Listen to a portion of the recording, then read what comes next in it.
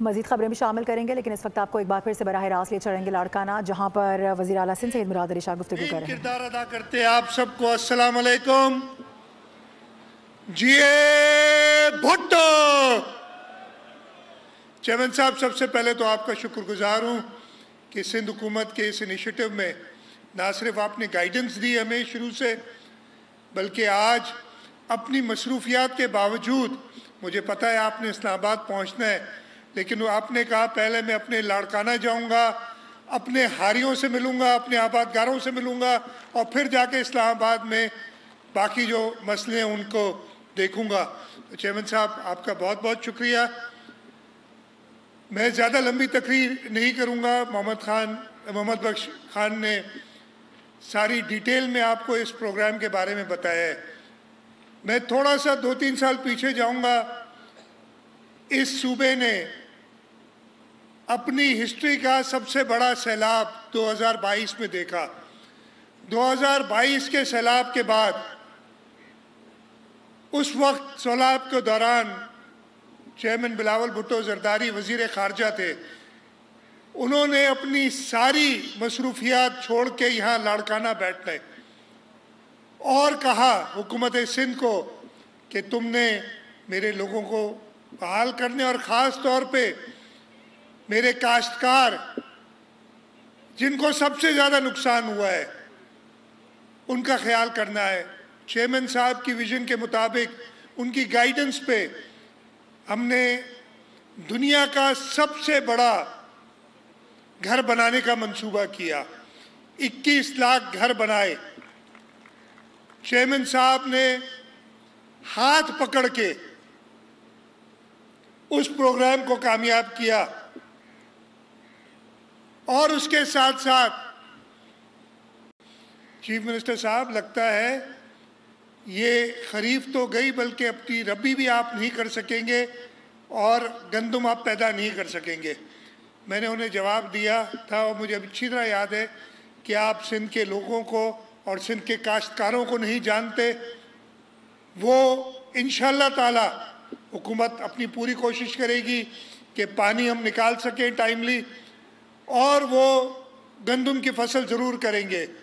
और उस साल भी हुकूमत ने, आपको याद होगा, गंदम के बीज के लिए 5,000 रुपये फ़ी एकड़ दिए ताकि हम वीड प्रोवाइड करें। पानी निकालने का तरीका किया, हमने इंश्योर किया कि हमारा इरिगेशन नेटवर्क बहाल हो।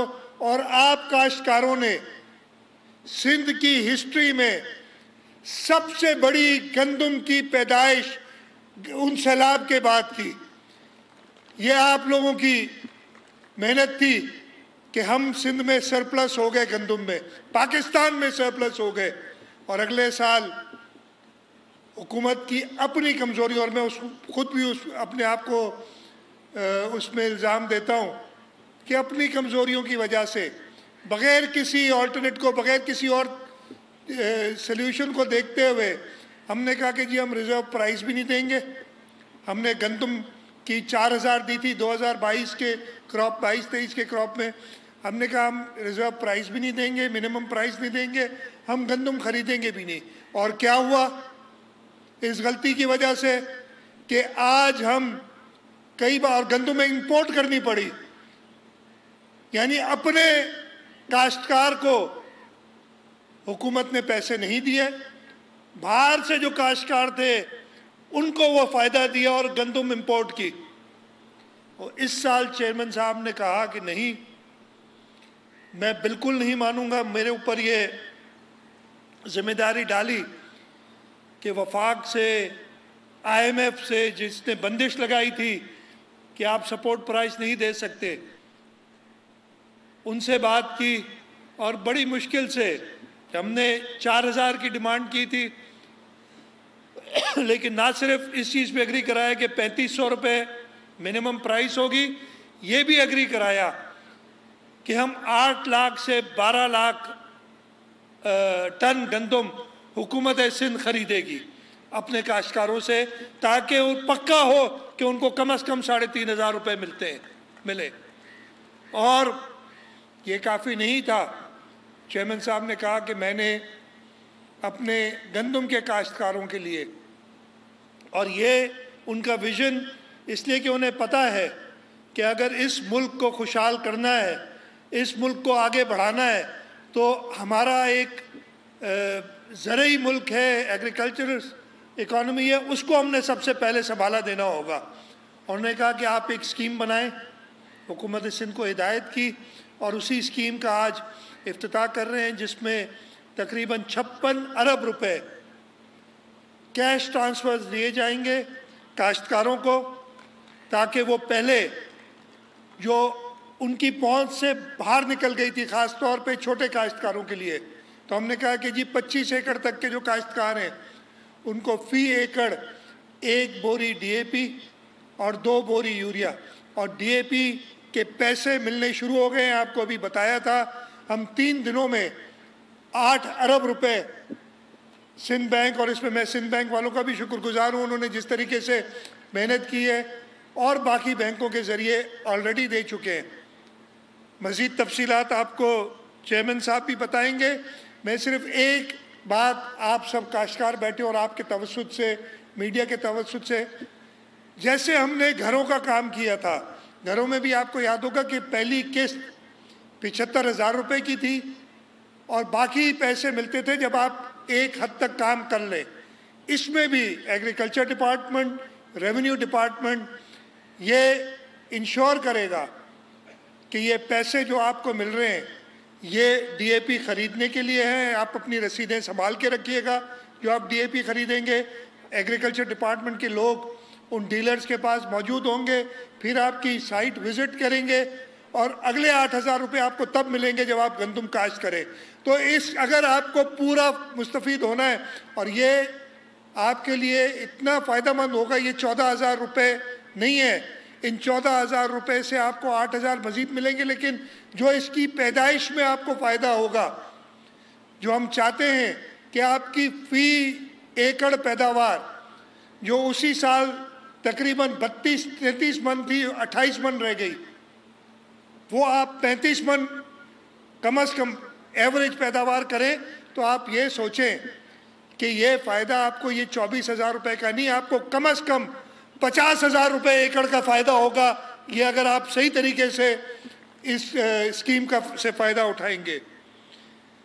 इस साल हम ये कर रहे हैं, हमारे पास IMF की कंडीशन अभी भी मौजूद है, लेकिन हुकूमत सिंध ने एक प्रोग्राम बनाया है और इंशाअल्लाह ताला इस अगले 6 महीने में हम उसको, इस साल तो आपको मिनिमम प्राइस मिलेगी, हम एक जैसे स्टॉक एक्सचेंज होती है ना, वहाँ स्टॉक्स होते हैं, अगर नीचे गिर जाते हैं तो ट्रेडिंग बंद कर दी जाती है, कीमत बहुत ज़्यादा हो जाती है तब भी ट्रेडिंग बंद कर दी जाती है और स्टेबलाइज करते हैं। इसी तरीके से सिंध हुकूमत एक व्हीट एक्सचेंज बनाएगी जिसमें ये हम हर तरीके से इंश्योर करें कि हमारे काश्तकारों को अपनी मेहनत का पूरा सिला मिले।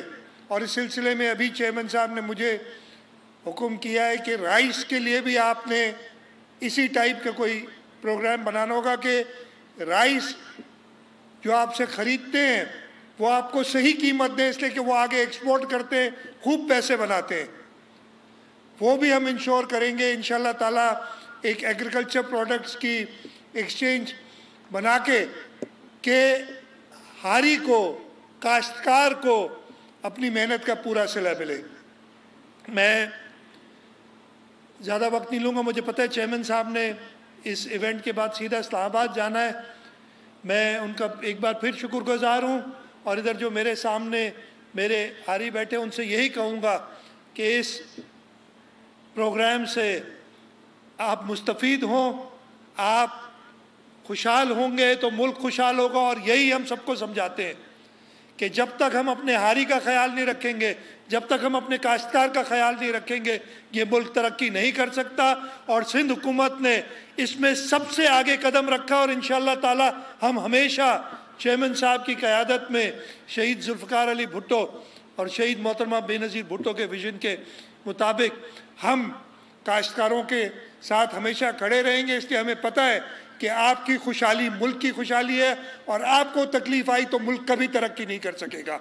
मैं आप सबका बहुत बहुत शुक्रगुजार हूँ यहाँ आने के लिए, और इंशाल्लाह ताला इस प्रोग्राम की कामयाबी के लिए सिंध हुकूमत ने जो भी इक़दाम उठाने हुए वो इक़दाम उठाएगी। आप सबका बहुत बहुत शुक्रिया। पाकिस्तान जिंदाबाद, जिए भुट्टो।